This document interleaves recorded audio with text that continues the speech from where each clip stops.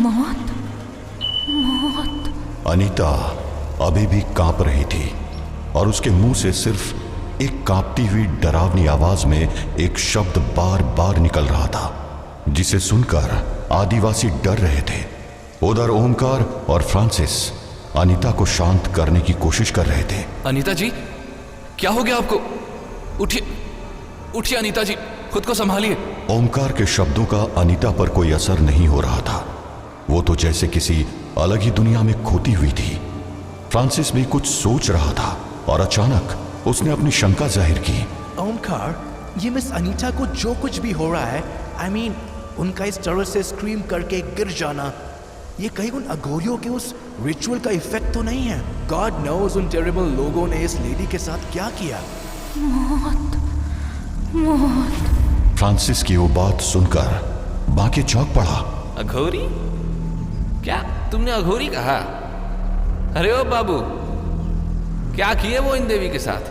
वो सब मैं आपको रास्ते में बता दूंगा भाई।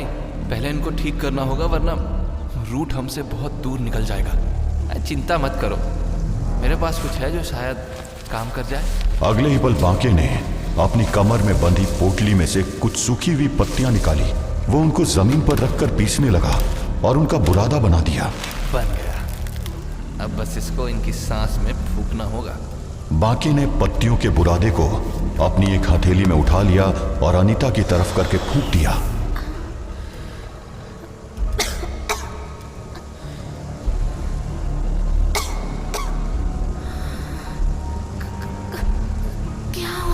किसी जादू की तरह अनीता एकदम से होश में आ गई थी। उसकी आंखें पूरी खुल चुकी थी। ये देखकर सब लोगों ने चैन की सांस ली। अनीता जी, आप ठीक हो? क्या हुआ था आपको? क्या आपने कोई सपना देखा या फिर? मैं ठीक हूँ, सब ठीक है। अनीता ने उठने की कोशिश की। वो थोड़ा सा लड़खड़ाई। बाकी उसको सहारा देने के लिए जैसे ही आगे बढ़ा, अनीता अजीब सा डरते हुए बोली, मैं खुद उठ जाऊंगी। अनीता का यह बदला हुआ मिजाज ओमकार से छुप न सका और उसने अपना शक फ्रांसिस से जाहिर कर दिया। कुछ तो गलत है, ये छुपा रही है। इसका हाल अभी भी पूरी तरह ठीक नहीं लग रहा है। हाँ, जिस तरह उसने बांके को अपनी हेल्प करने से रोका, वो काफी वियर्ड था। ओमकार और फ्रांसिस आगे और कुछ बात करते, तभी अनीता जोर से बोल पड़ी। हम लेट हो रहे हैं। व्लाद को रूट की कैद से आज कैसे भी आजाद करवाना है। देवी सच बोल रही हैं। सुनो, हमारे पास समय नहीं है। जनरल रूट का कॉन्वे हमसे दूर निकल चुका होगा और अभी ना चले तो हम उनको खो देंगे। बांके सही कह रहा है। चलो, तुम बांके के साथ चलो, मैं अनीता से बात करने की कोशिश करता हूँ। और वो तीनों निकल पड़े उन आदिवासियों के साथ एक ऐसे मिशन को पूरा करने जो बिल्कुल भी आसान नहीं लग रहा था। ओमकार आगे आगे बांके के साथ था, जबकि फ्रांसिस अनीता पर नजर रखते हुए उसके पीछे पीछे, और अनीता किसी गहरी सोच में डूबी हुई बांके की ओर देखे जा रही थी। धरती पर चल रहे घटनाक्रम से दूर मृत्युलोक यानी नर्क में आज एक मेहमान आया था। ऋषिराज यमराज के अधिकार वाले नर्क क्षेत्र में पहुंच चुका था और उनके आने की खबर मिलते ही वो ऋषिराज को लेने स्वयं नर्क के द्वार पर आ चुके थे। ऋषिराज, आप यहाँ? क्यों? क्या हमारा आना आपको अच्छा नहीं लगा धर्मराज? नहीं ऋषिराज, ऐसी बात नहीं है। मैंने तो ऐसे ही पूछा। धर्मराज, सुना है कि लूसीफर ने अनुबिस की हत्या कर दी है। संपूर्ण नर्क में इस बात की चर्चा है, तो हमने सोचा कि चलकर स्वयं देख लें कि अनुबिस का क्या हाल है। ऋषिराज, अनुबिस की मृत्यु की खबर नर्क में फैलाना आवश्यक था। लूसीफर अब निश्चिंत हो चुका है। वो अपनी जीत के घमंड में डूबा हुआ है, और क्यों न डूबे। नरक में उसका विजय अभियान जारी है। सूचना मिली है कि कल उसने नरक के एक और छोटे राज्य पर विजय पाली है। बेरास्टर उसकी सेना देखकर ही भाग गया और अब नरक के ओसेशियन राज्य पर भी ल्यूसीफर का कब्जा हो चुका है। ल्यूसीफर बहुत तेजी से अपनी शक्ति बढ़ा रहा है वैसे क्या ये सच है कि ड्रैकुला भी ल्यूसीफर की पकड़ में आ चुका है? हाँ, ये सत्य है। किंतु आप चिंता ना कीजिए धर्मराज, अभी वो लूसीफर की एक नाश्वर सेनापति की पकड़ में है। अभी आशा की किरण शेष है और आपको भी ज्ञात है कि मैं किसकी ओर इशारा कर रहा हूं। ऋषिराज की बात सुनकर यमराज के चेहरे पर छाई चिंता की लकीरें कुछ कम हो गई। ऋषिराज, आप अनुबिस के बारे में जानना चाहते हैं ना? आइए, मैं आपको दिखा ही देता हूं कि अनुबिस का हाल कैसा है। ये बोलकर यमराज एक तरफ बढ़ गए और ऋषिराज भी उनके पीछे पीछे चल पड़ा। कुछ दूर चलते ही वो एक खाली मैदान में थे। यमराज ने तुरंत कुछ यमदूतों को इशारा किया और उन्होंने वहां पड़ी एक चट्टान को खिसका दिया। ऐसा करते ही उस खाली मैदान में एक लोहे का बड़ा सा द्वार नजर आने लगा। यमराज ने आगे बढ़कर अपनी उंगलियों से उस पर कुछ चिन्ह से बनाए और वो दरवाजा खुल गया। सामने एक अंधेरी सुरंग नजर आ रही थी। यमराज ने ऋषिराज को साथ चलने का इशारा किया और दोनों उस सुरंग के अंदर चले गए। उनके अंदर जाते ही वो द्वार अपने आप बंद हो गया और वहां फिर से सिर्फ खाली मैदान नजर आने लगा। वो काफी लंबी सुरंग थी। जैसे जैसे यमराज और ऋषिराज आगे बढ़ते थे, उनके ठीक आगे रोशनी हो जाती थी। काफी सशक्त व्यवस्था की है आपने धर्मराज। आवश्यक था ऋषिराज। अनुबिस एक महान योद्धा है। अगर ल्यूसीफर को पता चला कि अनुबिस जीवित है तो वो उनके प्राण लेने की कोशिश अवश्य करेगा। नरक का स्वामी होने का सबसे बड़ा दुर्भाग्य जानते हैं ऋषिराज? मैं, अनुबिस, ल्यूसीफर, इब्लिस या कोई और, हम सब लगातार पाप शक्तियों के संपर्क में रहते हैं। वो पाप ऊर्जा किसी भी देवता को भ्रष्ट कर सकती है। आप तो जानते हैं कि ल्यूसीफर भी कभी धर्म योद्धा था, लेकिन पाप ऊर्जा के प्रभाव में वो कलुषित हो गया। ऐसे में मैं किसी पर भरोसा नहीं कर सकता हूँ। इसीलिए अनुबिस को इस विशेष तांत्रिक तिलिस्म में रखा गया है, जिसे सदियों पहले देवी भद्रकाली ने मेरे सुपुर्द किया था। मेरे साथ आने के कारण ही आप अनुबिस तक पहुंच पाए। कोई अगर अकेले इस सुरंग में आया तो वो इसी में कैद होकर रह जाएगा। आइए, हम बस पहुंच ही गए। कुछ ही देर बाद वो एक बड़े से हॉलनुमा कमरे में थे, जिसके बीच में एक चट्टान के बने बिस्तर के ऊपर अनुबिस का शरीर हवा में तैर रहा था। उसके पूरे शरीर पर दवाइयों का लेप लगा हुआ था। कमरे के कोने में कुछ सन्यासी आंख बंद करके बैठे हुए ओम का जाप कर रहे थे और एक सफेद वस्त्र पहना साधु कुछ दवाइयां पीस रहा था। धनवंतरी पुत्र केतुमन, आप? प्रणाम ऋषिराज। क्योंकि कलयुग के नियमों से बंधे होने के कारण धनवंतरी भगवान देवलोक से नहीं आ सकते थे। इसीलिए मैंने केतुमन से आग्रह किया। केतुमन, ऋषिराज अनुबिस की स्थिति के बारे में जानना चाहते हैं। अनुबिस अभी जिंदा है ऋषिराज, लेकिन बस मुश्किल से। मैं अपनी तरफ से पूरा प्रयास कर रहा हूं, किंतु क्या वो बच पाएंगे ये कहना संभव नहीं है। इनके घाव बहुत गहरे हैं। मैंने अपने जीवन में ऐसे घाव नहीं देखे हैं। केतुमन की बात सुनकर ऋषिराज गहरी सोच में पड़ गए। इसका मतलब है लूसीफर बहुत शक्तिशाली हो चुका है, किंतु कैसे? उसके पास ऐसी कौन सी शक्ति है जो अनुबिस को इस प्रकार घायल कर सकती है? केतुमन, अनुबिस एक महान धर्म योद्धा है। कोशिश कीजिए कि वो जीवित बच जाए। नारायण नारायण। अगर अनुबिस जीवित बचते हैं तो उसका पूर्ण श्रेय आपको जाएगा ऋषिराज। आपने सही समय पर मुझे धर्मबोध का ज्ञान दिया, जिसके कारण मैं कुछ क्षण के लिए एक माया रचकर अनुबिस को ले आया और उनके स्थान पर वहां उनका एक प्रतिरूप छोड़ दिया। मैं सिर्फ एक संदेश वाहक हूं धर्मराज। जो कुछ भी होता है वो सिर्फ प्रभु नारायण की मर्जी से होता है। सच कहूं तो मुझे इस समय कुछ समझ नहीं आ रहा है। लूसीफर का अचानक इतना ताकतवर होना समझ के परे है। हम आज तक यही जानते थे कि ड्रैकुला ने उसकी ताकतों का रहस्य चुरा लिया है, जिसके कारण वो पृथ्वी पर कदम नहीं रख सकता है। किंतु अब कुछ समझ नहीं आ रहा है, कुछ भी नहीं। जब समझ में कुछ ना आए तब सब कुछ नारायण के हाथ में छोड़ देना चाहिए। उनकी इच्छा के बिना कुछ नहीं होता धर्मराज। अब आज्ञा दीजिए, और भी जगह जाना है। नारायण नारायण। ऋषिराज यमराज के साथ वापस चल दिए। केतुमन दोबारा अपने कार्य में लग गए। हर किसी के मन में लूसीफर की बढ़ती ताकत को लेकर चिंता थी।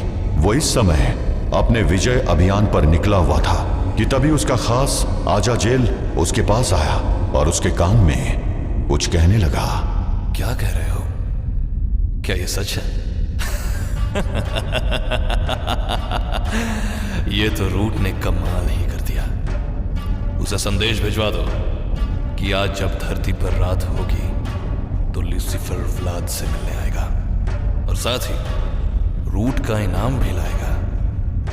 जाओ अज़ाज़िल, तब तक हम एक और जीत करते हैं। आगे बढ़ो।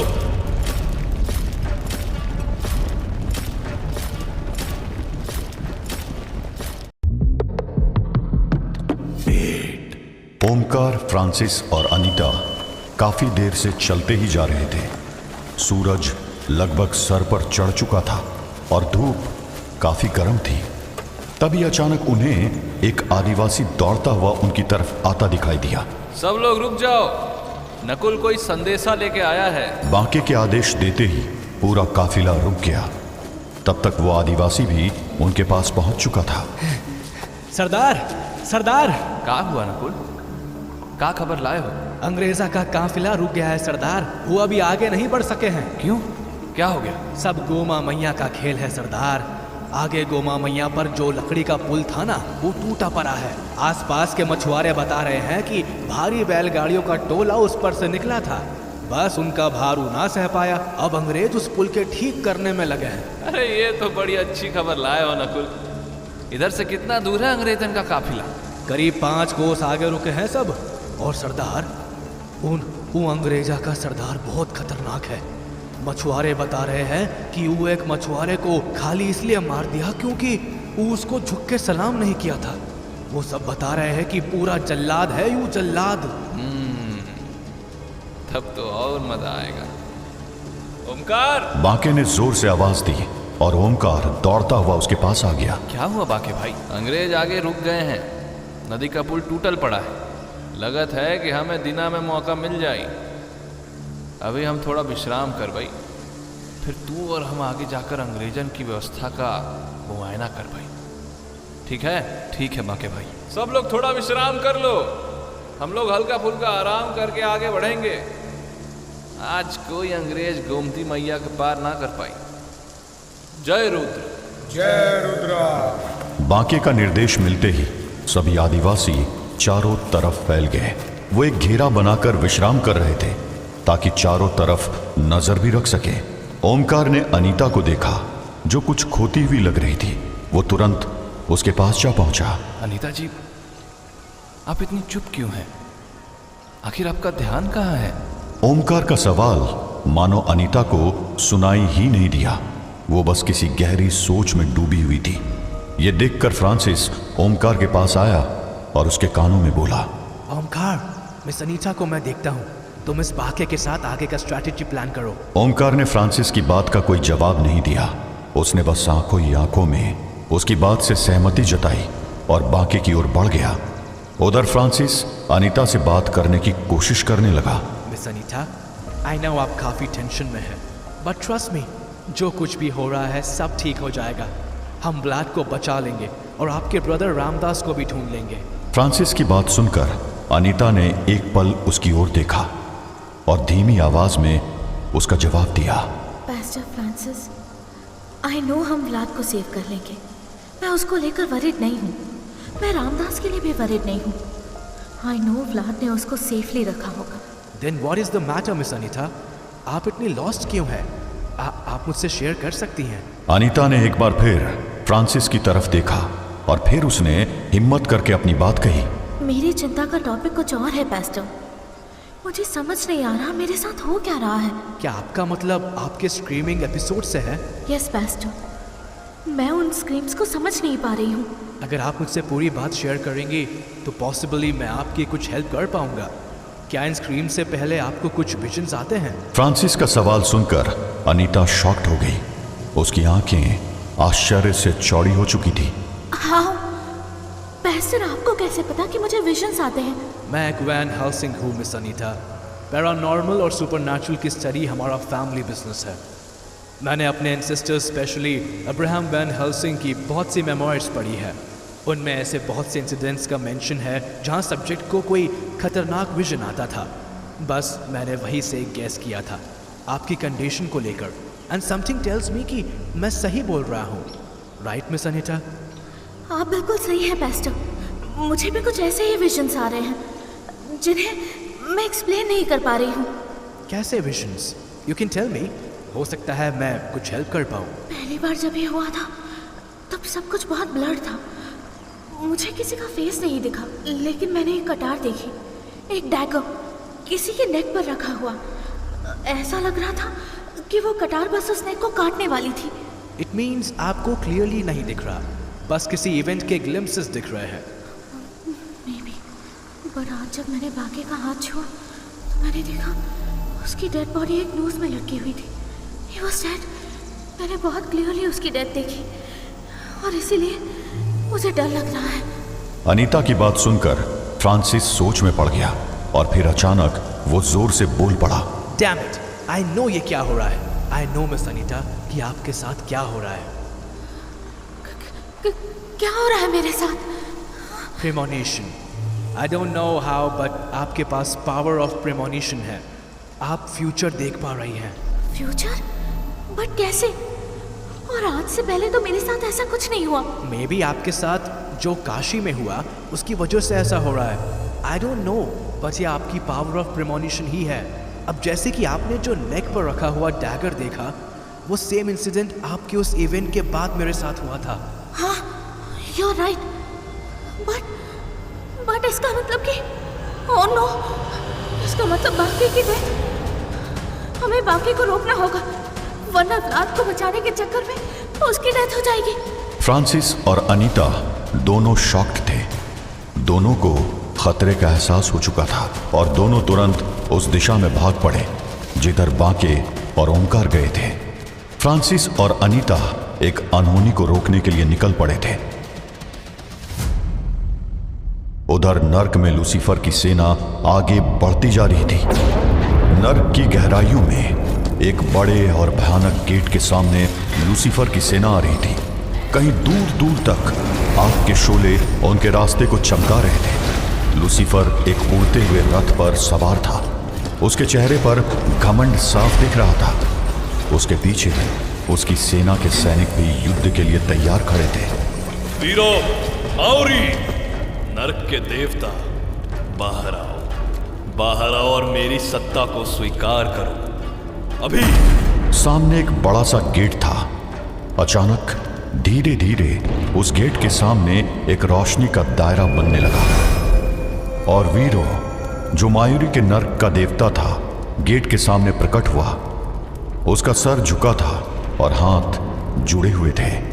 लूसीफर, महान लूसीफर, महाशक्तिशाली लूसीफर, मैं समर्पण करता हूँ। मैं आपका दास हूँ। आपकी शक्ति के आगे मैं अपना सर झुकाता हूँ।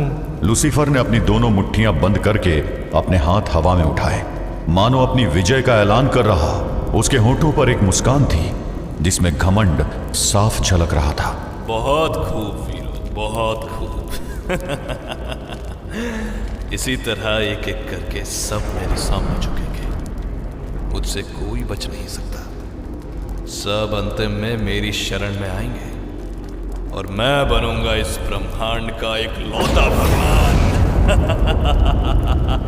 लूसीफर के साथ उसकी सेना भी जोर जोर से हंस रही थी। वीरो ने अपना सर उठाया और एक पल के लिए उसने लूसीफर के गुस्से भरे चेहरे की तरफ देखा, फिर धीरे से बोला, मगर एक बात है महाराज, कुछ मौत के देवता इकट्ठा होने की योजना बना रहे हैं आपको रोकने के लिए। मैंने सुना है वो आपका सामना करने की तैयारी कर रहे हैं। वीरो की बात सुनकर लूसीफर बिल्कुल भी परेशान नहीं हुआ, बल्कि उसके चेहरे पर एक नई चमक दिखने लगी।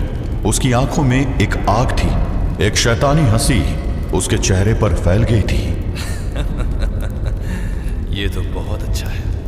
ये तो बहुत ज्यादा अच्छी खबर दी है तुमने। इसका मतलब शिव के बनाए नियम का कोई भी नर्क स्वामी एक दूसरे के साथ गठबंधन नहीं बनाएगा। वो नियम टूट रहा है और वो भी मेरे डर से। देखो शिव, तुम्हारे डर से ज्यादा अब मेरा डर भारी पड़ रहा है। लेकिन चाहे पूरा नर्क एक हो जाए, मुझे कोई नहीं रोक पाएगा, कोई भी नहीं। बोलते बोलते लूसीफर ने अपनी तलवार निकालकर हवा में लहरा दी। मेरे सामने कोई नहीं टिक सकेगा वीरो। तुमने अच्छा किया जो सरेंडर कर दिया। अब देखते हैं कौन मुझे रोकने की हिम्मत करता है। क्योंकि जो भी सामने आएगा मेरी सेना के पैरों के नीचे अनुबिस की तरह कुचल दिया जाएगा। उधर वीरो चुपचाप खड़ा था।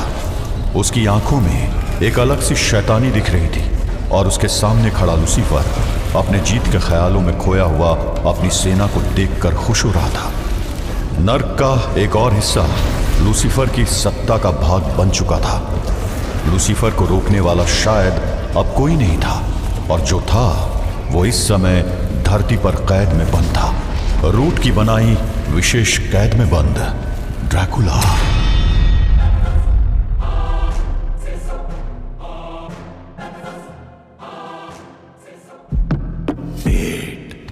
ओमकार और बाके गोमती नदी के किनारे के पास पहुंच चुके थे।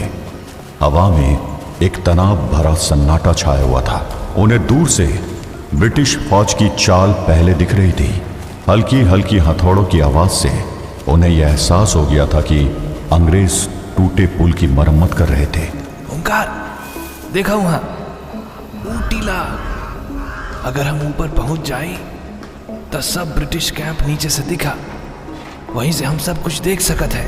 लेकिन बाके वहां तक पहुंचना आसान नहीं है।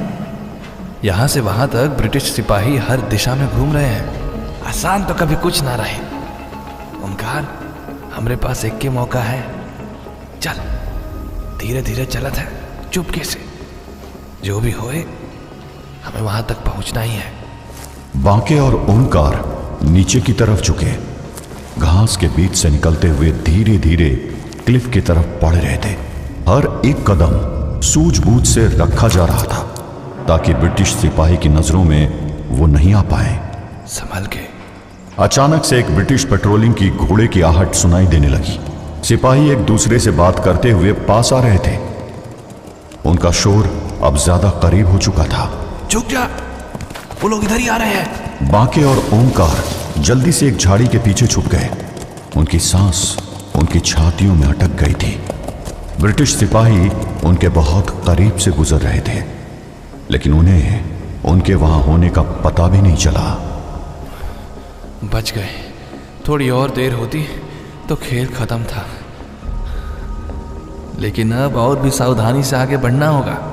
दोनों फिर से अपनी राह पर आगे बढ़ गए।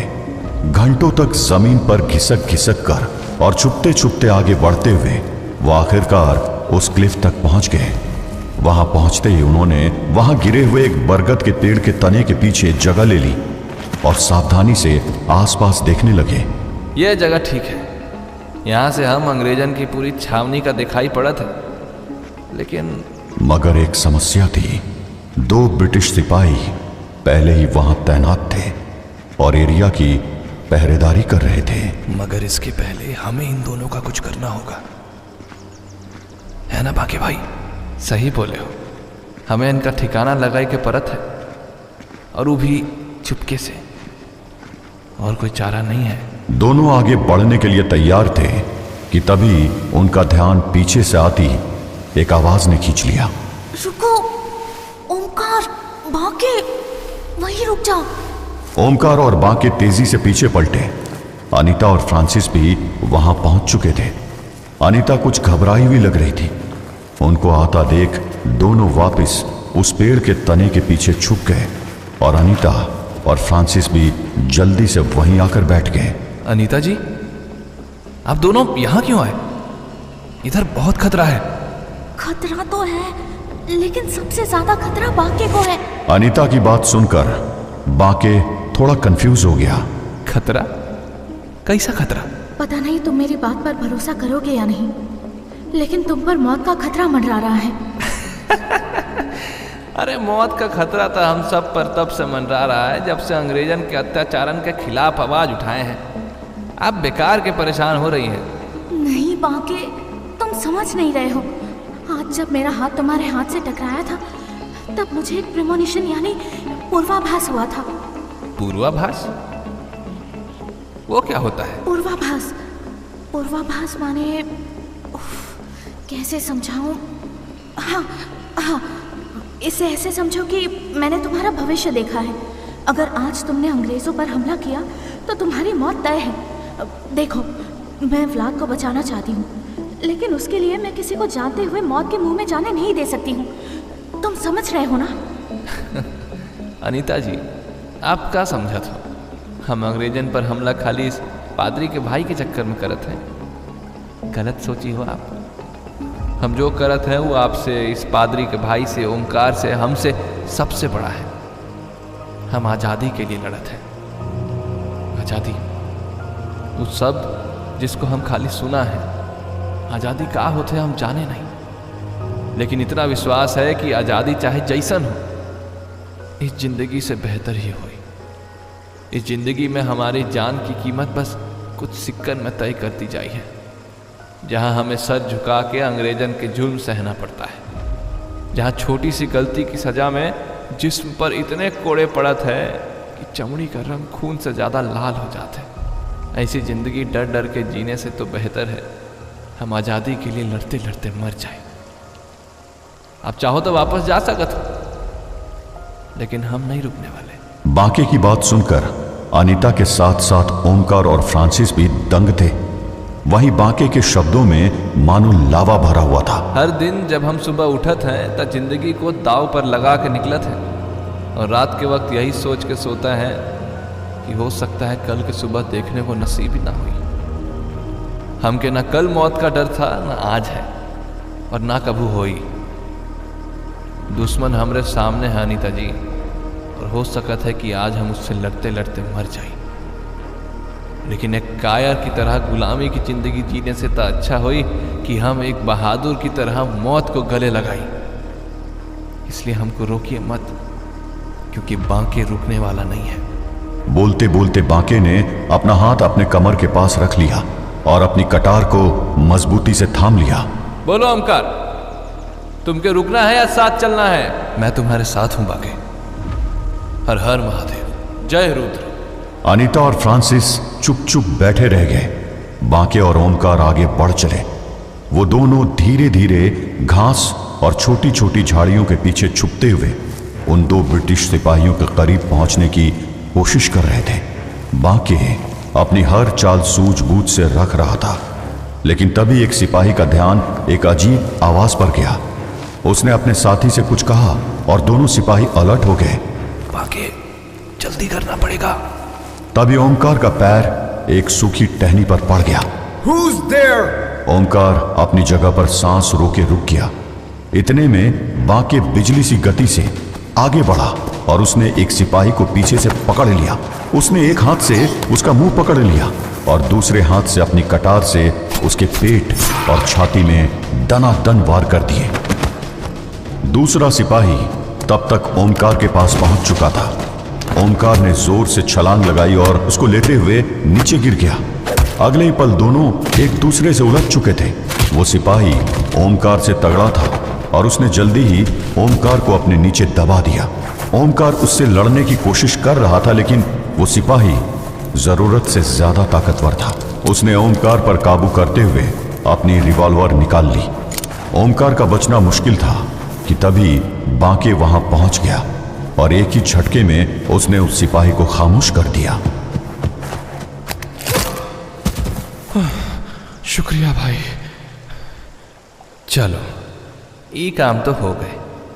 अब इनकी इधर से हटाई के पड़त है, और इससे पहले कि कोई और अंग्रेज इधर आवे, हमें छावनी के अंदर घुसने की योजना बनाए की पड़त है।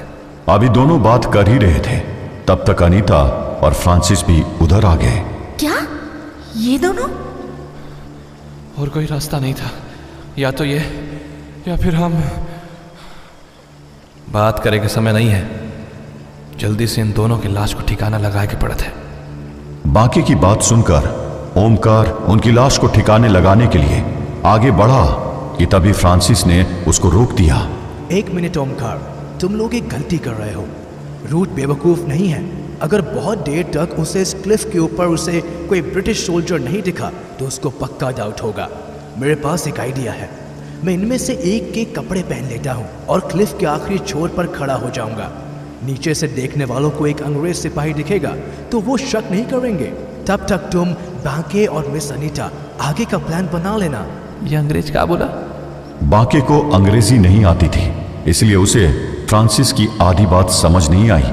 ओमकार ने जल्दी से उसको पूरी बात समझाई, जिसके बाद बांके भी फ्रांसिस की बात पर तैयार हो गया। इधर रूट का टेम्पररी कैंप में कुछ अनवांटेड मेहमान घुसने की तैयारी में थे। वहीं एक और मेहमान रूट से मिलने के लिए तैयार था और वो मेहमान था रूट का मास्टर लूसीफर। आधा नर्क तो अब मेरी सत्ता कबूल कर चुका है। इब्लिस, वीरो, विपवेत मेरे गुलाम बन चुके हैं। पर आज रात मैं अपने सबसे बड़े गुलाम से मिलूंगा।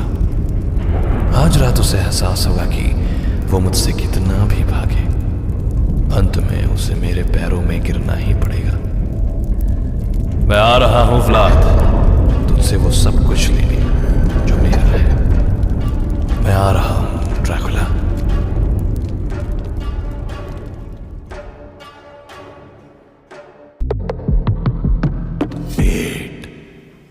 ओमकार, बांके, अनीता और फ्रांसिस एक ऊंचे टीले पर बैठे हुए थे। नीचे गोमती नदी के किनारे अंग्रेजी फौज पुल की मरम्मत कर रही थी। चारों आंखें घुमा के ब्रिटिश कैंप का जायजा ले रहे थे ताकि जनरल रूट की कैद से ड्रैकुला को बचाया जा सके। हमारे पास समय बहुत कम है बांके। ये लोग पुल को जल्दी ठीक कर देंगे और फिर इन्हें रोकना और मुश्किल होगा। हमें सूरज डूबने से पहले कुछ करना होगा। चिंता ना करें, हमारे पास एक योजना है। हम 2 चरण में काम करें। पहला चरण में बस हम तीनों लोगन के काम करेंगे। तीनों मतलब मैं और तुम्हारे अंग्रेज साथी। और मैं? औरतों का युद्ध में जाना ठीक नहीं होता है देवी। बांके की बात सुनते ही अनीता भड़क गई और बांके के सामने आकर गुस्से में बोली, मैं व्लाद को बचाने जाऊंगी और ये आदमी औरत वाला ज्ञान मुझे मत देना। मैं अपना ध्यान रखना भी जानती हूँ और लड़ना भी जानती हूँ। इससे पहले कि बात आगे बढ़ती, ओमकार ने अनीता के पक्ष में बोलना शुरू कर दिया। हाँ हाँ, अनीता जी जाएंगी। बांके भाई मान लो, अनीता जी बहुत जिद्दी हैं। Yes, she can fight. वो साथ चलेगी। हम टीम्स में ऑपरेट कर सकते हैं। ओमकार और फ्रांसिस को अनीता के पक्ष में बोलते देख बांके भी तैयार हो गया। ठीक है, तो हम 2 जोड़ियों में काम करें। पहली जोड़ी हमार और ओमकार की हुई। सूरज डूबत से आधा पहर पहले हम काम शुरू करें। ओमकार और मैं अंदर घुस के अंग्रेजन के हथियारों के ठिकाना लगाई। अंग्रेज और देवी जी, आप दोनों के काम अंग्रेजन के अस्तबल में आग लगा के घोड़न के छुड़वावे के होगी ताकि भगदड़ मचाई सके। पहला काम देवी जी और उस अंग्रेजन का होई, क्योंकि अस्तबल पर पहरा कम है। अस्तबल से घोड़े छूटत ही भगदड़ मची और उसका फायदा उठा के हम हथियारों के गोदाम में आग लगा दें। उसके बाद चारों ओर हंगामा मचाई। कोई ध्यान हम पर ना हुई और हम तो हर साथी के छुड़ाई बो। उसके बाद शुरू हुई योजना के दूसरा चरण, लेकिन वो हमार और हमारे साथियों की जिम्मेदारी हुई। और वो दूसरा चरण क्या होगा? तो हर साथी के आजाद होता थी तो तीनों उसको लेके पुल पार कर जाए, और ऐसा होता थी हम उस पुल के गिरा दें। पुल को गिरा दोगे कैसे? वो काम तू हमार लोगन पर छोड़ दे। बाकी एक बार तू लोग सुरक्षित हो जाए तो फिर हम अपना आगे के काम कर लें, यानी इन अंग्रेजन के सफाया। बांके की योजना सुनकर तीनों थोड़ा सोच में पड़ गए, मानो उनके मन में कोई सवाल चल रहा हो। आखिरकार ओमकार ने उन सब की साझा शंका जाहिर कर दी। सफाया करोगे कैसे बांके भाई? तुम्हारे पास सिर्फ 50 आदमी हैं। रूट के पास तो कम से कम 600-700 सिपाही हैं। अरे युद्ध कभी संख्या बल से नहीं जीती जाती ओमकार, युद्ध जीती जात है रणनीति से। हमारे 50 सिपाही इनके ईंट से ईंट बजा दें। कैसे? तो इसका चिंता ना कर। अब चलिए, हमारे पास ज़्यादा समय नहीं है। इससे पहले कि अंग्रेज पुल की मरम्मत कर लें, हमें बहुत तैयारी करनी है। चारों वापस बढ़ चले। आगे की तैयारियां करने। जल्द ही शाम हो चुकी थी, सूरज डूबने वाला था, मगर रूट के कैंप में एक्टिविटीज पहले की तरह जारी थी। सनसेट होने वाला है, एवरीवन स्पीड अप। तभी जनरल रूट वहां आ पहुंचा। Corporal Stokes, sir, bridge repair का क्या स्टेटस है? Work is almost complete sir. I think maximum 1 hour और लगेगा। हम कल सुबह मूव करने के लिए रेडी होंगे। कल सुबह नहीं, we will move as soon as the bridge is ready. But sir, That is an order. as you say sir. And listen, sunset होने वाला है. You know the drill. रात होते ही prisoner के चारों तरफ security tight कर देना. अब मैं थोड़ा रेस्ट करूंगा. Disturb me only if your life is in danger. I hope it is clear. Sir, yes sir. General Root वापस अपने टेंट की तरफ बढ़ चला। वो इस बात से बिल्कुल अनजान था कि दुश्मन उसके कैंप में घुस चुका था। अभी तक कोई हमें देखा नहीं है। अब योजना के हिसाब से जोड़ियों में आगे बढ़ेगे हुई। अगर एक जोड़ी के कुछ हो जाए तो दूसरी जोड़ी रुकेगी नहीं। काम पूरा करेंगे है, भले जान चली जाए। ठीक है? हमें कुछ नहीं होगा। चलिए मिस्टर फ्रांसिस। अनीता और फ्रांसिस घोड़ों के अस्तबल की ओर बढ़ गए। वहीं बांके और ओमकार दूसरी दिशा में निकल पड़े। ओमकार, आग लगाए के वक्त हो गई बा। चलिए, अंग्रेजन के पटाखों से उन्हीं की आतिशबाजी दिखाई। ठीक है। दोनों संभल कर आगे बढ़ रहे थे। सूरज लगभग डूब चुका था और परछाइयां लंबी हो चुकी थी। जहां बांके और ओमकार अंग्रेजों के हथियारों को नष्ट करने जा रहे थे, वहीं फ्रांसिस और अनीता घोड़ों के अस्तबल के पास पहुंच चुके थे। बांके ने तो कहा था कि अस्तबल पर ज्यादा पहरा नहीं होगा, लेकिन इधर तो 4-4 सैनिक खड़े हैं। हम दोनों ज्यादा से ज्यादा 2 को निपटा सकते हैं, पर बाकी 2 का क्या करेंगे? हमें कोई स्ट्रैटेजी बनानी होगी, एंड दैट टू फास्ट। अगर हम किसी तरह इनको डिस्ट्रैक्ट कर पाए तो it will be easier for us. But क्या? कम से कम 2 गार्ड्स को यहाँ से दूर भेजना होगा, कुछ सोचना होगा, और वो भी जल्दी। बांके और ओमकार हमारे सिग्नल का वेट कर रहे होंगे। अनीता का सोचना सही था। बांके और ओमकार भी अपनी मंजिल तक पहुंच चुके थे। काफी कड़ा पहरा बा। ये अंग्रेज जनरल अपने हथियारों की रक्षा के लेके कुछ ज्यादा ही चिंतित लगा था। बांके की बात सुनकर ओमकार को हंसी आ रही थी, मगर वो खुद पर कंट्रोल रखते हुए बोला, उसके पीछे एक लंबी कहानी है। बस यूं समझ लो कि किसी ने कुछ समय पहले जनरल रूट के हथियारों में आग लगा दी थी। अच्छा, भला कौन था वो बहादुर योद्धा?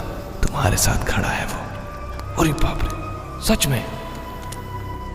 कैसन किया था तुमने ये काम? बतावा।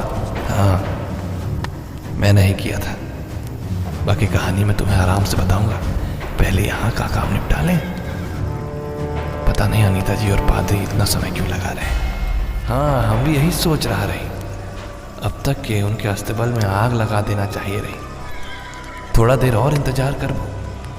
अगर कुछ ना ही हुई तो फिर हमें अपना काम ही सोच के करना होई कि वो पकड़े जा चुके हैं। बांके और ओमकार का चिंतित होना बनता था, क्योंकि अनीता और फ्रांसिस को अभी भी कोई रास्ता नहीं सूझ रहा था।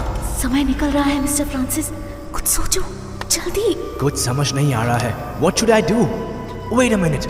एक आइडिया आ तो रहा है, शायद काम कर जाए। अनीता, तुम्हें अकेले आग लगानी होगी। क्यों? तुम कहाँ जा रहे हो?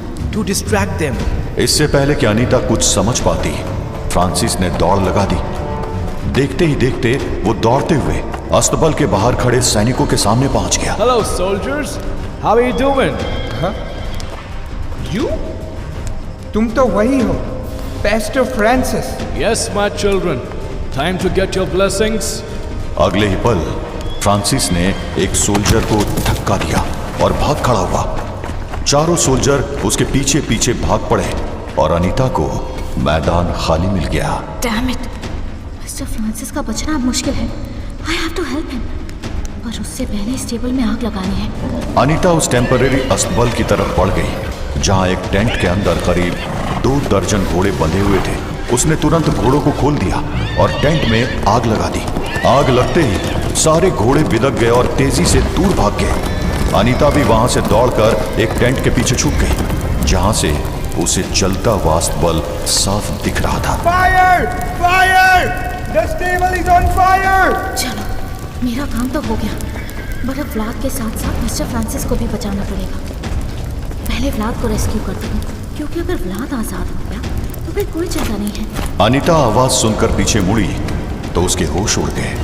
उसके पीछे 2 अंग्रेज सिपाही खड़े थे और उनकी राइफल का निशाना अनीता की ओर था। Get up, lady.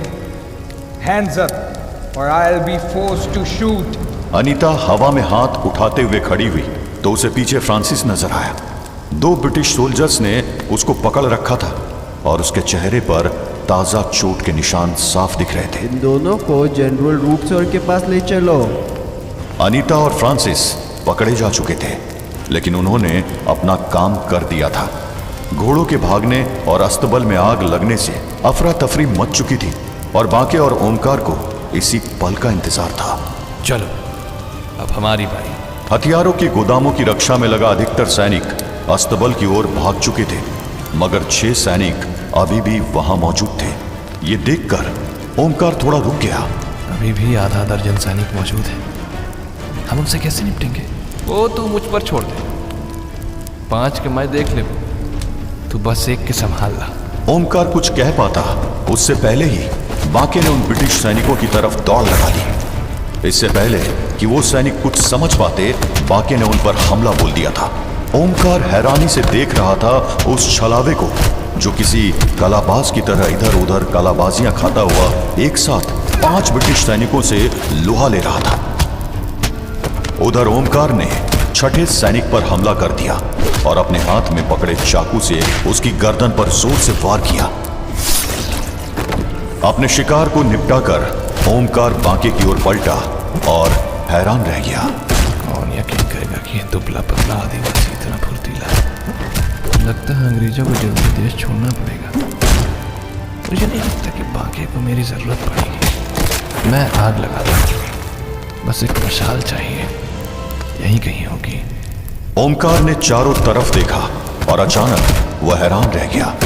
वहां एक और सैनिक था और उसने अपनी बंदूक का मुंह बांके की तरफ कर रखा था और निशाना लगाने की कोशिश कर रहा था। अरे नहीं, मुझे बांके को बचाना होगा।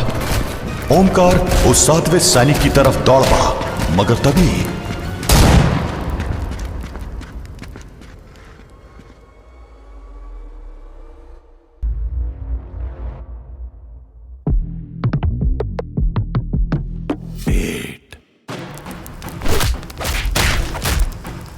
अपने शिकार को निपटाकर ओमकार बांके की ओर पलटा और हैरान रह गया। कौन यकीन करेगा कि यह दुबला पतला आदिवासी इतना फुर्तीला है? लगता है अंग्रेजों को जल्दी देश छोड़ना पड़ेगा। मुझे नहीं लगता कि बांके को मेरी जरूरत पड़ेगी। मैं आग लगाता हूँ, बस एक मशाल चाहिए, यहीं कहीं होगी। ओमकार ने चारों तरफ देखा और अचानक वो हैरान रह गया। वहां एक और सैनिक था और उसने अपनी बंदूक का मुंह बांके की तरफ कर रखा था और निशाना लगाने की कोशिश कर रहा था। अरे नहीं, मुझे बांके को बचाना होगा। ओमकार उस 7वें सैनिक की तरफ दौड़ पड़ा, मगर तभी उसने बांके की चालाकी का नजारा देखा। बांके ने लड़ते लड़ते उस 7वें अंग्रेज सैनिक को बंदूक तानते देख लिया था और जैसे ही गोली चली, उसने तेजी से एक अंग्रेज को पकड़कर अपने आगे खींच लिया। गोली सीधा उस अंग्रेज की छाती में घुस गई। ये आदमी है या कोई छलावा है? मान गए तुमको बांके। बांके ने अब तक 3 अंग्रेजों को ढेर कर दिया था, मगर अभी भी 2 सिपाही उससे लड़ रहे थे। उधर उस 7वें सैनिक ने दोबारा अपनी राइफल में बारूद भरना शुरू कर दिया था। ओमकार तेजी से उसकी तरफ दौड़ा और इससे पहले कि वो संभल पाता, ओमकार ने उसके सर पर एक जोरदार वार करके उसे बेहोश कर दिया। उधर बांके ने भी अब तक सारे अंग्रेज सैनिकों को निपटा दिया था। वो दौड़ता हुआ ओमकार के पास आया। समय कम है, हमें जल्दी से आग लगानी होगी। मैंने मशाल का इंतजाम कर लिया है, लेकिन ये बुझ गई है। इसे जलाने के लिए चिंगारी चाहिए। लाओ, हम करत हैं। बांके ने तुरंत पास में गिरे अंग्रेज सैनिक की शर्ट का एक टुकड़ा फाड़कर अलग कर लिया। उसने जल्दी से उसको जमीन पर रखा और 2 पत्थर जोर जोर से घिसने लगा। कपड़ा जली गयो है, लो इससे मशाल जला लो। अरे जल्दी से आग लगाओ, उसके बाद हमें भागन होई, वरना हम बारूद के धमाका में फंस जाई। Not so fast. मशाल फेंक दो और अपने हाथ अपने सर पर रखकर पीछे मुड़ो। बांके और ओमकार आग लगा पाते कि तभी उन्हें कुछ अंग्रेज सैनिकों ने घेर लिया, जिनको कॉर्पोरल ब्रोड लीड कर रहा था। दोनों तुरंत पीछे मुड़े और दंग रह गए। उनके सामने 1 दर्जन अंग्रेज खड़े थे और सबकी राइफल का निशाना उन दोनों की तरफ था। मैंने बोला कि मशाल फेंक दो और हाथ सर पर रखो। बांके और ओमकार ने एक दूसरे की तरफ देखा। आंखों ही आंखों में दोनों ने कोई इशारा किया और अगले ही पल ओमकार ने मशाल फेंक दी। गुड, अब तुम दोनों चुपचाप चलोगे। जनरल रूट अपने हाथों से तुम दोनों को पनिशमेंट देंगे। चलो। बांके और ओमकार दोनों सर पर हाथ रखकर आगे बढ़ चले। कुछ ही देर बाद दोनों एक बड़े से टेंट के बाहर थे। ओमकार और बांके ये देखकर हैरान रह गए कि फ्रांसिस और अनीता भी पकड़े जा चुके थे। Down on your knees.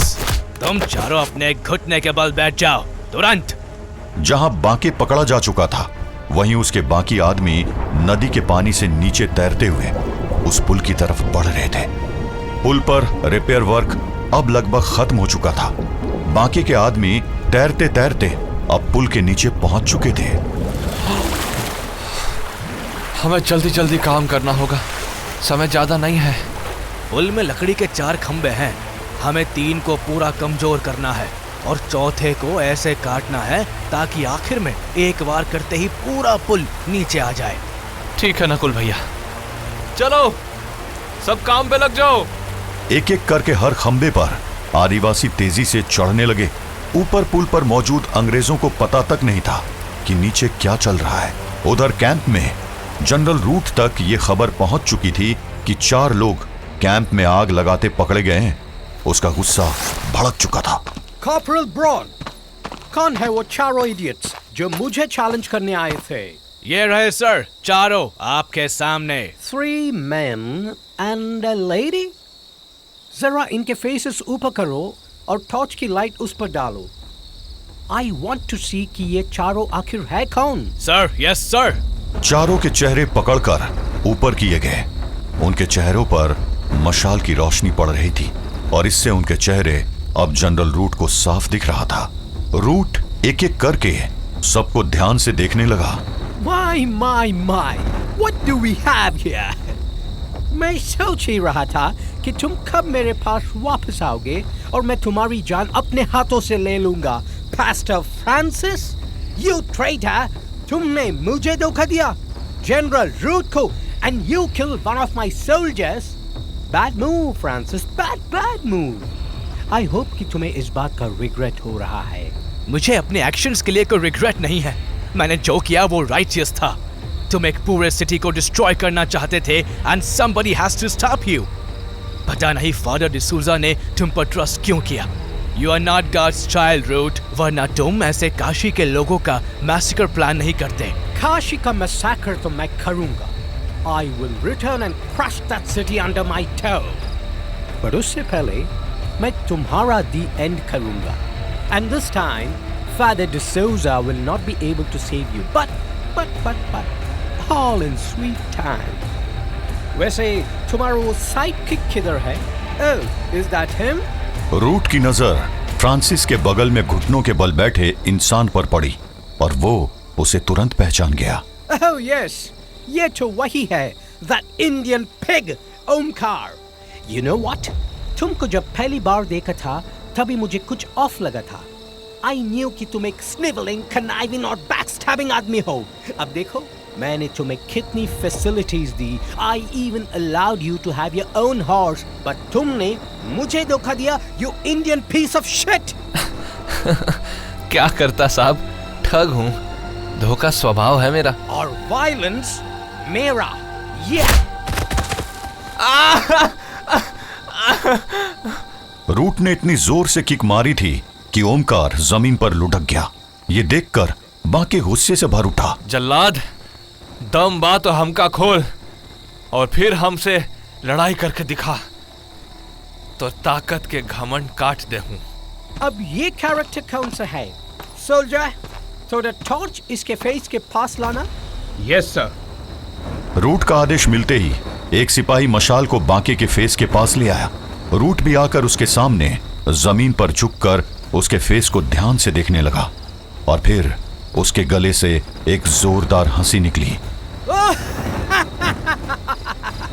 मैं बहुत लकी हूँ। मुझे वायलेंस बहुत पसंद है।